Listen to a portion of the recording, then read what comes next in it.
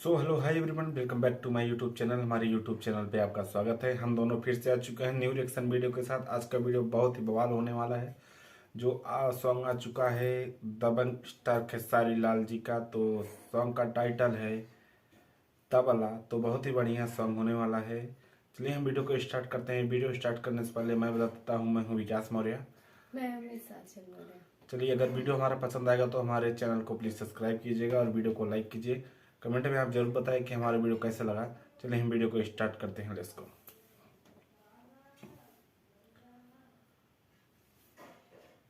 1500 preloaded गानों वाला keypad phone धमाकेदार साउंड के साथ कारवा मोबाइल।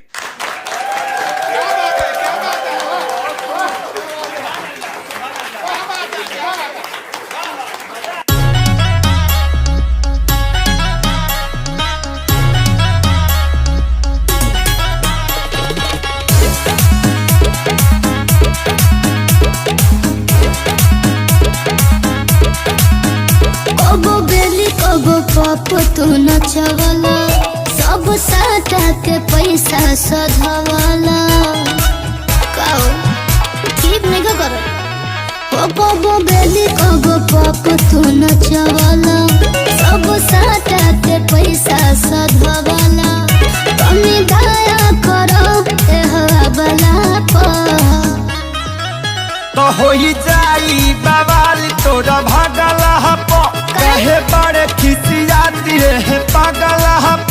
अब ठुमका है हो, अब ठुमका लगाओ चल तबला पे। अब ठुमका लगाओ चल तबला पे। अब ठुमका लगाओ चल तबला पे।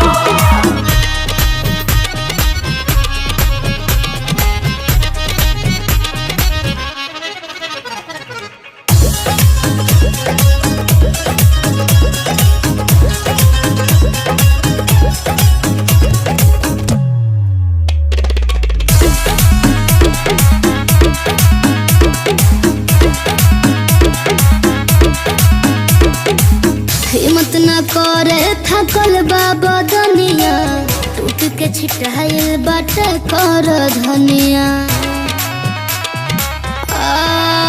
अलग दागे कमरिया हिदावत रहम सब लोगवन के मन बहलावत रहम। आँख मारे जिया झरे हवा गला पर तो होई जाई बवाल तोरा भागल हप कहे बड़े खिसियाती है पागल हप।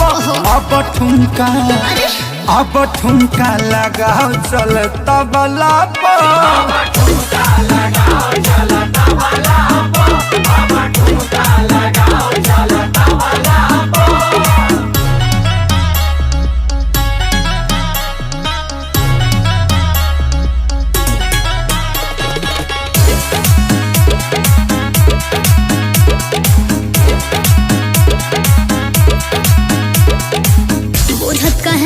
मजबूरी खेसारी निकलता रहब हमरा मुहाना से गारी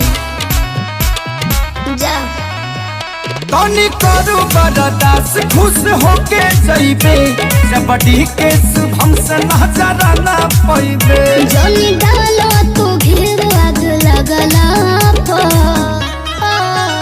होई जाई बवाल तोरा भागल हप कहे बड़े खिसियाती है पागल हप। अब ठुमका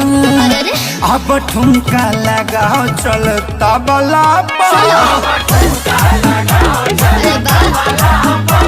अब ठुमका लगाओ चल तबला पर। अरे पूरा इंडिया हिली बाबू, खाली तू देखत जा।